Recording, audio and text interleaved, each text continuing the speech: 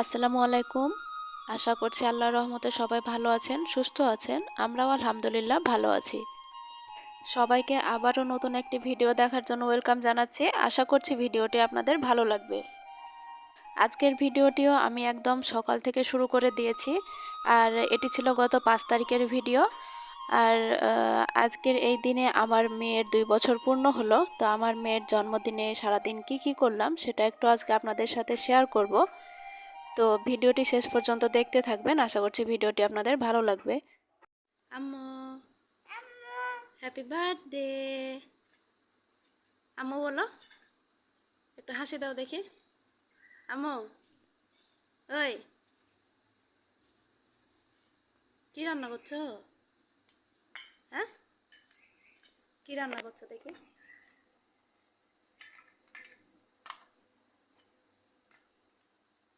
আম্মু, আম্মু, আম্মু, এদিকে তাকাও, আমার দিকে তাকাও। দেখলেন আজকে আমার মেয়েটা কত খুশি। ও এখনো যদিও উইশ করাটা বুঝতে পারছে না, তবে সকালবেলা থেকে ওর নানি আর খালামণিরা সবাইকে উইশ করছিল, আর উইশ করার সময় ও অনেক বেশি হাসছিল, মানে খুব আনন্দ পাচ্ছিল। এই আর কি, ছোট বাচ্চা তো। আমি আর ওর বাবা যখন ওকে বারবার উইশ করছিলাম তখন হাসছিল আর তালি দিচ্ছিল। যাই হোক, ভিডিওটি মানে অনেক আগের, আর আজকে যেহেতু 5 দিন হয়ে যাচ্ছে, তো ভিডিওটি আপলোড দিতে একটু দেরি হয়ে গেল। আমার প্রায় সময় এমনই হয়, আমি মানে যে টাইমের ভিডিও ঠিক সেই টাইমে আপলোড দিতে পারি না।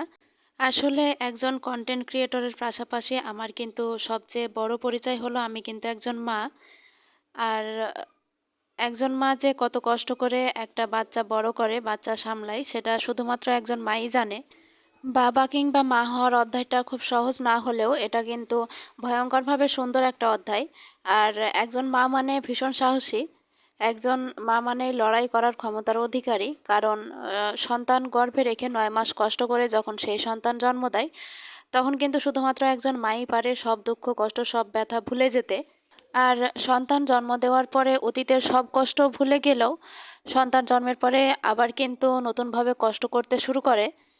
আর এই কষ্টগুলোর মধ্যে সবচাইতে বড় কষ্ট কি জানেন? প্রিয় শান্তির ঘুমটা ত্যাগ করা।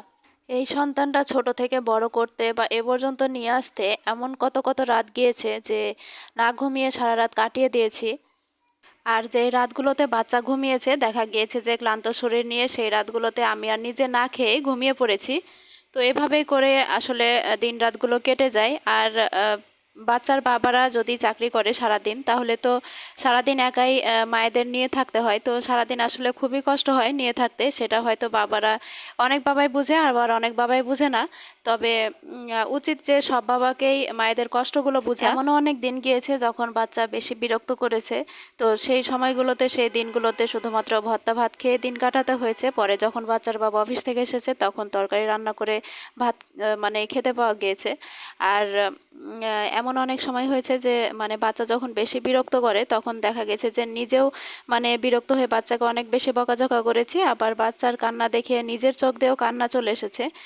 তো আবার কিছুক্ষণ পরে বাচ্চা যখন ঘুমায় তখন ঠিকই কিন্তু কপালে চুমু দিই, ওকে আদর করি। আমার মতো আপনাদেরও কি এমন হয়? আপনারা কে এরকম করেন বাচ্চাদের সাথে?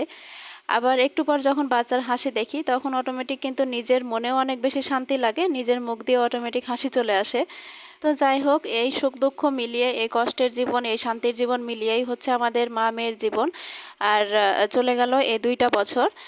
তো এই গল্পগুলো আসলে বলে শেষ হবার নয়। যারা মা আছেন তারাই শুধুমাত্র জানবেন এই কথাগুলো, এই কষ্টের কথাগুলো। তো আজকে হচ্ছে মেয়ের জন্মদিন উপলক্ষে সেরকম কাউকে ইনভাইট করিনি, শুধুমাত্র বাসায় আর কি একটু মাংস পোলাও রান্না করেছিলাম। আর এই তো মেয়ের বাবা একটা কেক নিয়ে এসেছিল, সাথে কয়েকটা বেলুন নিয়ে এসেছিল, সেরকম কোনো আয়োজন করিনি। আর এই যে এখন আমাদের বাসায় আর কি মানে ভাড়াটিয়াদের যেসব বাচ্চাগুলো আছে ওদেরকে ডেকে নিয়ে এসেছিলাম, আর নিয়ে এসে কেক কাটছিলাম এখানে। আর এই তো আমার মেয়ে অনেক বেশি এনজয় করছিল এই মুহূর্তটাকে। তো সবাই মিলে একসাথে কেক কাটা হয়ে গেলে এবার সবাইকে প্লেটে প্লেটে আলাদা করে বেড়ে দিয়েছি, বাচ্চাগুলো এবার সবাই একসাথে খেয়ে নিচ্ছে। তো মানহার বাবা চকলেট কেক নিয়ে এসেছিল, যার জন্য মানহা অত বেশি পছন্দ করে খায়নি কেকটা।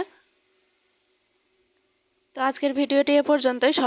সবাই আমার মেয়ের জন্য দোয়া করবেন, ও যেন সুস্থ থাকে, আল্লাহ যেন ওকে সুস্থ রাখে। আল্লাহ হাফেজ।